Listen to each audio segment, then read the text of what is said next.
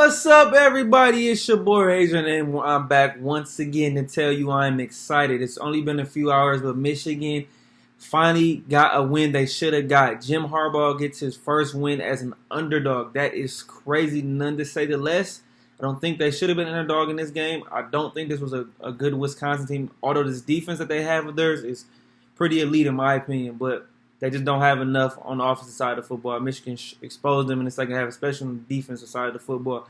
But get their first win 38-17 on the road since 2001, and that was a huge win, going 5-0 for the second time in the Jim Harbaugh tenure, the first time since 2016. Now that is huge. Why? Coming into the game, Jim Harbaugh had a lot of pressure on him, and I even said there was no excuses that you should not win this game, and that they did. Coming out early, they went for it 3 times on 4th down in that first quarter, and I just could tell Jim Harbaugh looked a lot looser, a lot ready to go, and a lot ready to make some plays, and he showed the confidence in his team. This team just looked a lot more loose coming out today, and I was pretty impressed with that. And as we all know, coming into the day, we needed a huge passing game to be able to throw the football. Cade had 17 completions through 2 touchdowns, and it was just good. Both touchdowns of Cornelius Johnson, who is emerging as the number 1 receiver, and we need him to step up. Especially, we already know with Ronnie Bell out, and even AJ Henning got a couple touches. You got Roman Wilson got involved. He had some really nice catches, and he fast. Sanders still, if he gets in there. I like Eric All. He blocks a lot, but they need to reward him in pain. And the offensive line did a phenomenal job. Had 112 yards rushing total as a team, so split the carry between Corum and Haskins. I'm just happy, but what can I say? Cade showed the ability to throw the football. He missed on some throws, but they did their thing. In the second half, they pulled away 25-7.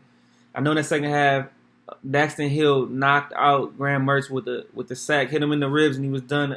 Also, their tight end Ferguson was done as well. That being said, 2 of the biggest contributors today on this defensive side of football was none other than Daxton Hill. As I've said at the beginning of the season, that he was the best player on Michigan's defense. But Aiden Hutchinson can have something to say with that. And by the way, David Ajobo is arriving. He had 2.5 sacks in this game, a forced fumble, and he was out there making plays. Daxton Hill had an interception as well. So these 2 guys are the catalysts and the leaders for this defense, along with Aiden Hutchinson, who didn't have sacks, but he got quite a lot of pressure. This Michigan team destroyed this Wisconsin front up there. And although in the game, Michigan was being a little patient, I feel like they could have pulled away from the game a lot earlier. But my point I was making, that they continue to be aggressive. And the only issues I had was when they got in the goal line a couple of times. They kicked field goals where they should have defied the tendencies and thrown the football instead of running it against that strong front 7 that I was tweeting about during the game. We shut down Graham Mertz. I mean, they had a touchdown late in that half, but nothing crazy in my opinion. So I'm very excited what this team did. They went up 13-10.5, and like I said, they stepped out in that second half and balled out. J.J. McCarthy came in that fourth quarter, threw a 56-yard bomb down the right sideline to Dalen Baldwin, and just getting him in there, getting some confidence. You got to let him know that he's still there. I think right now, like I said, Kay's the guy.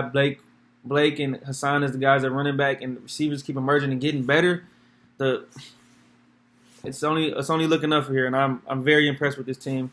They're looking like a top 10 team as of now. They allowed no sacks. I know they threw a late pick, but Bowman came in there towards the end of the drive.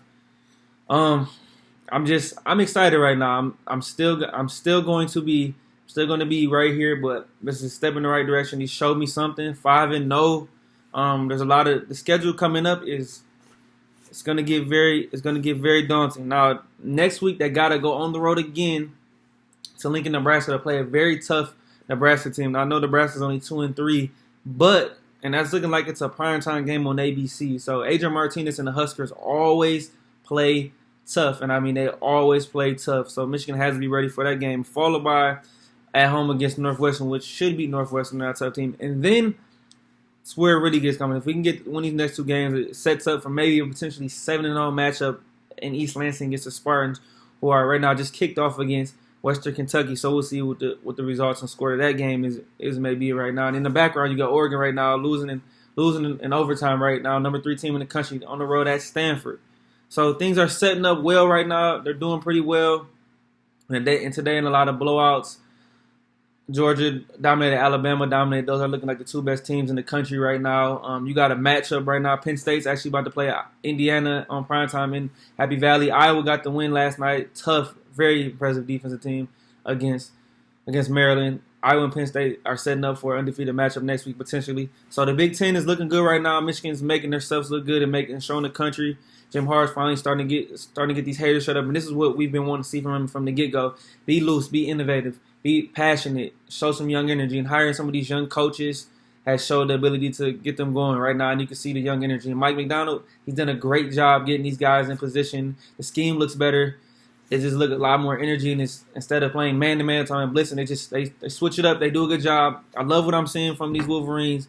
Go Blue on the road. We're at Nebraska next week, 5-0. Let's keep it up. Get energy, the vibes. I'm excited, man. As we all know, follow me on Twitter.